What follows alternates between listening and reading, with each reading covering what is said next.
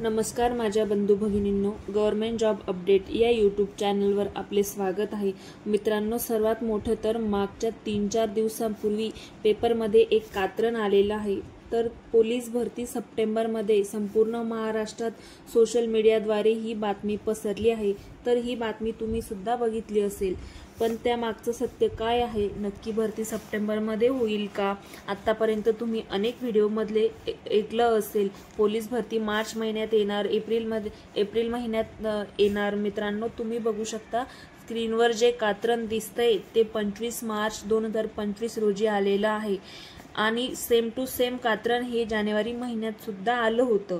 तर जानेवारी महिन्यात जे कात्रण आलेलं होतं त्यात राज्यात 10,000 पोलिसांची भरती होणार, फेब्रुवारी नंतर भरती प्रक्रिया सुरू होणार असे नमूद केलेले होते। ही बातमी आल्यानंतर काही GR सुद्धा आलेला नाहीये आणि काही दुसरी बातमी सुद्धा आलेली नाहीये आणि 2 ते 2.5 महिन्यानंतर सेम टू सेम कात्रण हे 25 मार्च रोजी आलेलं आहे आणि त्यात सुद्धा सप्टेंबर महिन्यात 10,000 पोलिसांची भरती होणार असे नमूद केलेले आहे आणि 15 सप्टेंबर नंतर मैदानी चाचणीला सुरुवात होईल आणि 11 लाखापेक्षा जास्त अंदाजित अर्ज अपेक्षित आहेत। भरतीसाठी एकूण 4 महिन्याचा कालावधी लागेल असे सुद्धा म्हटलं आहे। मित्रांनो, आता तुम्हालाही माहिती आहे कोणताही GR न येता किंवा गृहमंत्री साहेब न बोलता पेपरात कधी तारखा जाहीर होतात का? अजून पोलीस भरतीसाठी कुठेच काही जाहिरात निघालेली नाहीये, तर मग 5-6 महिन्यानंतरची तारीख आज कसं काय जाहीर होऊ शकते?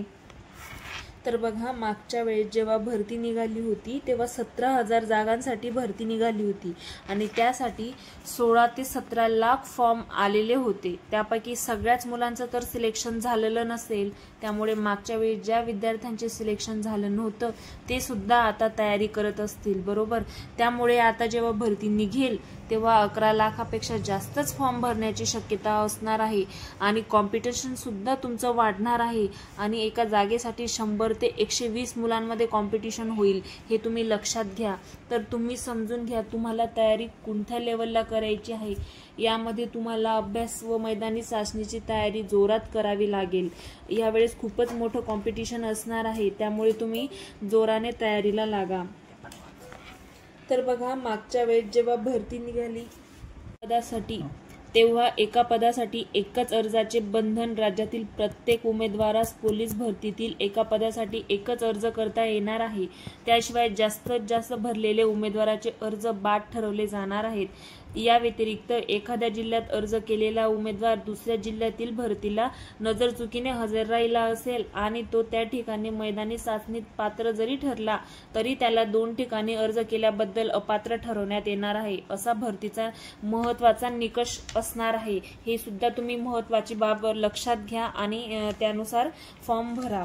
तर मित्रांनो, अशा खोट्या अफवांना बळी पडू नका। तुमचा अभ्यास व मैदानी चाचणीची तयारी सुरळीतपणे जोमाने चालू ठेवा। जर नवीन काही बातमी आली तर तुम्हाला आम्ही लगेच कळवू। जर व्हिडिओ आवडला असेल आणि अशाच नवीन अपडेटसाठी आपल्या गव्हर्नमेंट जॉब अपडेट या यूट्यूब चॅनलला सबस्क्राईब, लाईक, शेअर नक्की करा। जय हिंद।